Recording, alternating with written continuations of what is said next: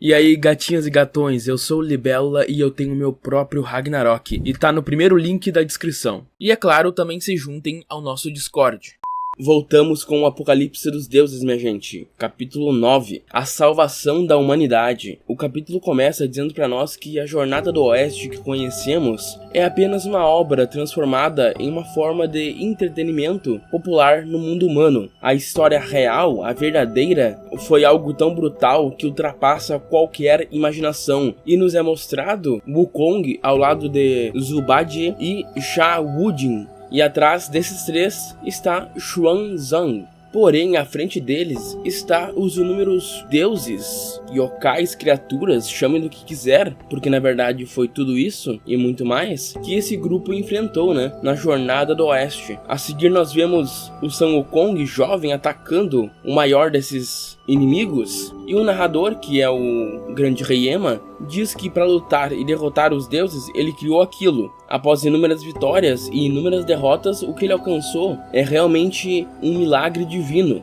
Aquela técnica foi exatamente o que levou o nome de um mero macaco da roça ao título de aquele que se iguala aos deuses, o grande sábio igual ao céu, Qichen da Sheng. E é claro, estão falando aqui da técnica onde o Wukong guarda todos os danos e libera quando ele quiser, usando seu bastão, que ele chama de liberar poder. A técnica que ele explica no final do capítulo passado. A seguir nós temos uma cena bem interessante e muito importante sobre os Zeus, falando que o status de um deus não é determinado apenas pela força. Afinal, o papel de um deus não se resume apenas a batalhas. E ele diz que mesmo que o Sun Wukong se autoproclame com esse título pomposo de sábio igual ao céu, Qichen da Sheng, se formos falar de status, ele ainda é apenas um deus de baixo escalão. Não é diferente de um delinquente qualquer, um rebelde. Mas se formos falar apenas de força, até mesmo entre os deuses do paraíso, ele está no topo do ranking entre os mais fortes, os mais poderosos. E isso é algo muito grande pro Sun Wukong. Mas já era esperado,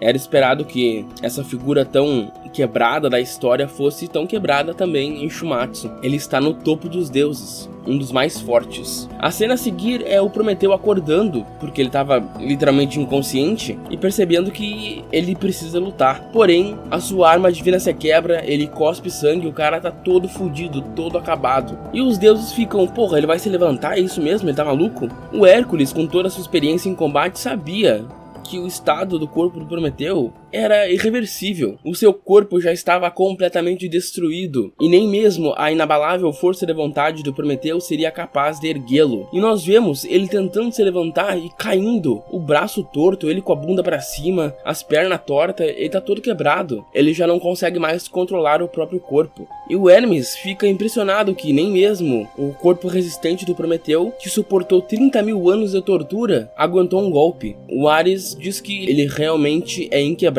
O Sun Wukong é diferente. Até o Ahura Mazda aparece dizendo que pensou que ele seria apenas um oponente sem importância, mas não, ele realmente é um guerreiro completo. Ele possui um alto desempenho em defesa e ataque, e ele o reconhece como um guerreiro ainda mais forte do que os rumores diziam. E nós temos o título do Ahura Mazda revelado, que é instável, Deus exterior instável. Cara, o Prometeu, em uma cena triste, eu diria, lamentável, ele sai do buraco onde o Sun Wukong colocou ele se arrastando, e o Kong olha pra ele e diz: para, cara, desiste, eu não quero te matar. Mas mesmo com as pernas quebradas, com os braços tudo quebrado, ele continua se arrastando, tentando se levantar. A plateia tá ficando meio com pena, enojada, porque tipo, a luta já acabou. Alguém fala pra esse cara que acabou. E até o Hércules tá pensando, cara, chega, por favor, para. Porque ele não quer ver o amigo dele morrer, ele não quer continuar vendo ele sendo machucado. Mas ele tenta se erguer novamente. E o Sun Wukong fica incomodado com isso. Ele pergunta por que fazer tudo isso, cara. E temos esse painel aqui muito legal, muito da hora, do Prometeu se erguendo mais uma vez, uma última vez eu diria, nessa batalha. E enquanto ele se lembra de uma vez quando os Zeus diz que o Prometeu deveria ficar encarregado da gestão da humanidade por um tempo. Zeus diz que eles estão muito ocupados, sobrecarregados com governar o céu agora que eles assumiram a liderança, tirando os titãs do trono, tirando Cronos do trono. Eles não têm tempo de se preocupar com a Terra agora. E como ele tá sem o que fazer,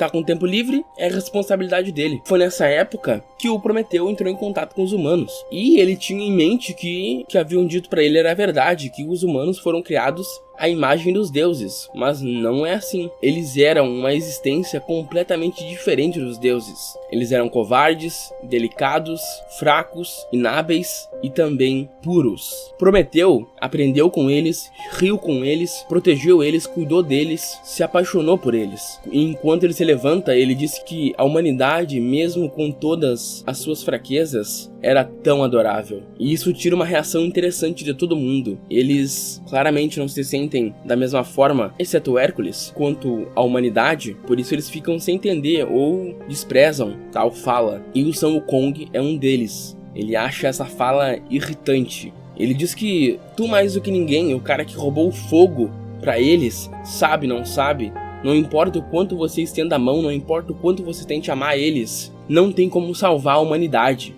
Mesmo depois daquela jornada, e ele fala da jornada do Oeste, no fim das contas, absolutamente nada mudou. A humanidade continua a mesma. Pra que salvar a humanidade? Por qual motivo fazer isso? Ele pergunta pro Prometeu.